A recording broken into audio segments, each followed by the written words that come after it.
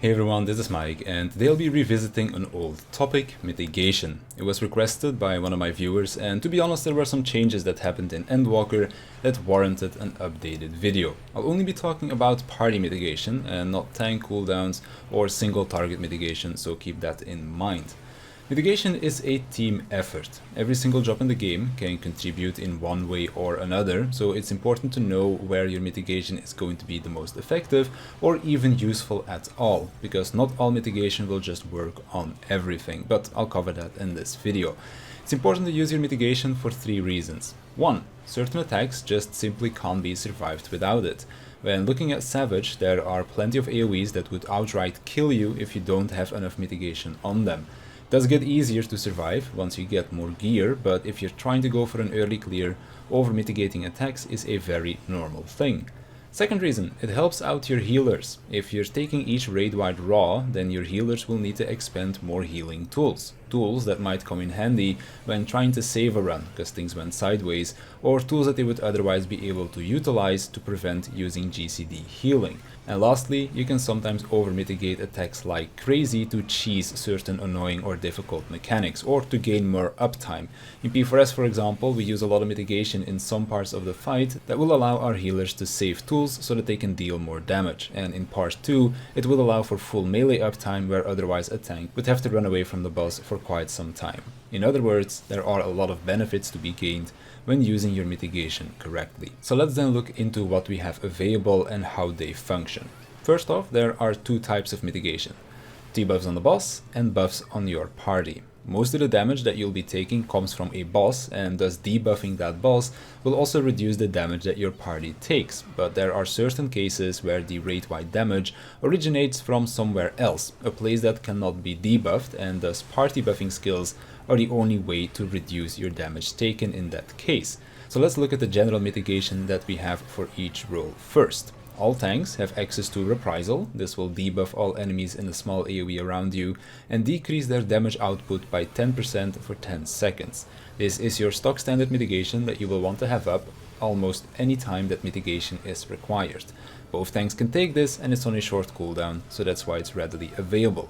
For healers, we don't really have any role-wide mitigation, so I'll talk about the healer specific stuff later, as that will go a little bit more in depth. For melees, we have Feint.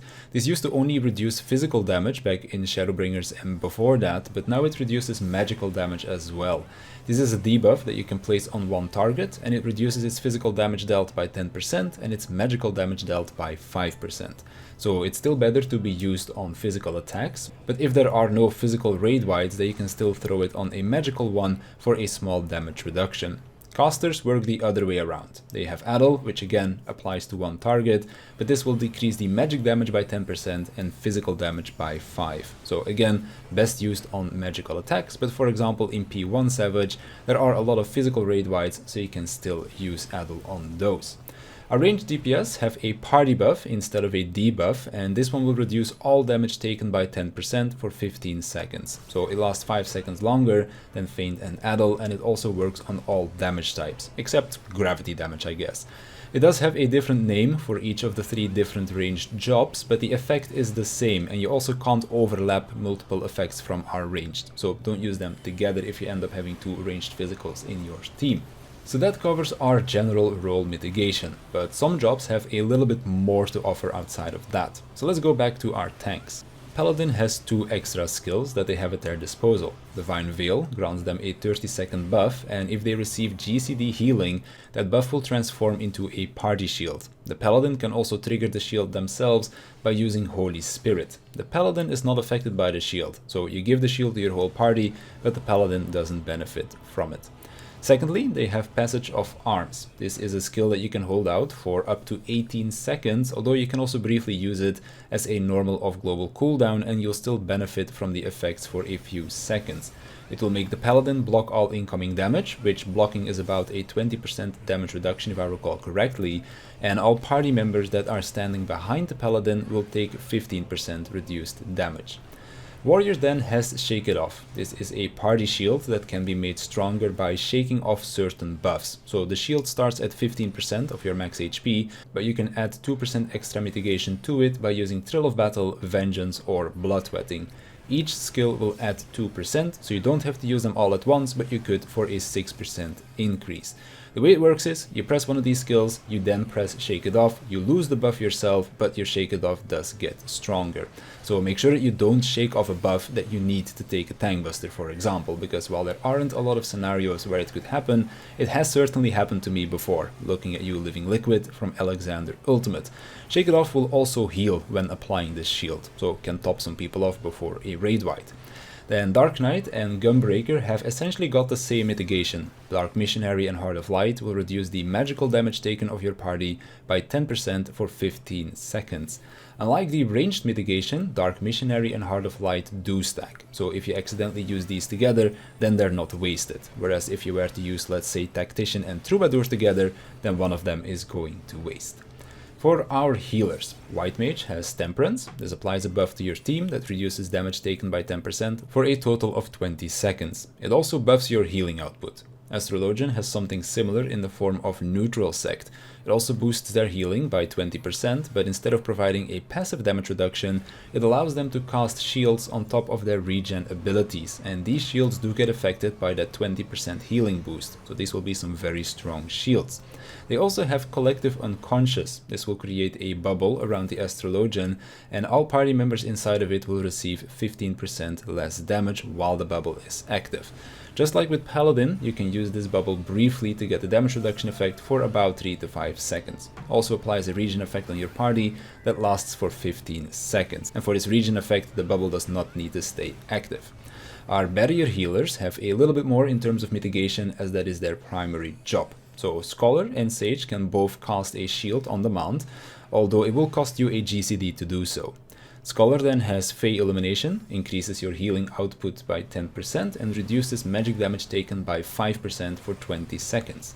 Sacred Soil is a bubble that you can place on the ground, and all party members that are standing inside of it will regenerate HP on top of receiving 10% reduced damage. This bubble lasts for 15 seconds. They can also transform their fairy into the Seraph, and Seraph has a skill that applies a shield on all of your party members. Last but not least, they have Expedient, which reduces damage taken by 10% for 20 seconds, and it also grants you a 20-second sprint buff, so it makes movement-heavy mechanics a lot easier to deal with. Moving on to Sage, they have Kerachol. This reduces damage taken by 10% for 15 seconds, while also regenerating HP. Holos is an AoE heal that also grants a 10% damage reduction for 20 seconds, and Panheima puts up a shield on your party, and you also get 5 stacks. Whenever your shield gets broken, it will be refreshed as long as you have stacks left. And then at the end of the duration, if stacks are left, it will do a 100 potency heal multiplied by the amount of stacks that are left. So let's then round it off by looking at our DPS. Monk doesn't necessarily have any extra mitigation, but they do have Mantra, and this increases the HP recovery via healing actions by 10%. Reaper also has some extra party utility in the form of Arcane Crest. This puts a small shield on top of the Reaper for a few seconds, and if it breaks, it puts a small regen on the rest of your party. Dancer has Improvisation. This makes you dance, and every 3 seconds it will heal your party members while also giving yourself stacks, and then you can reactivate this ability to expend all of your stacks, turning them into a shield. The more stacks you have, the stronger the shield is going to be. Summoner also has a party heal, but it's tied to the Phoenix summon, so while it is a fairly decent heal, you can't control when it happens as it's part of your damage rotation, although it is worth mentioning that they have it. And then last but not least, Red Mage has Magic Barrier. This increases HP recovery via healing actions by 5%, and it also reduces the magic damage taken by 10% for 10 seconds. So as you can see, there are a lot of different sources of mitigation in the game, and using these tools will greatly benefit your party. So when you see the boss casting a raid-wide AoE, try to make use of one of your mitigation tools and your team will thank you for it. Just like I will thank you for watching the video, my Patreons for their support, and I'll see you in the next one.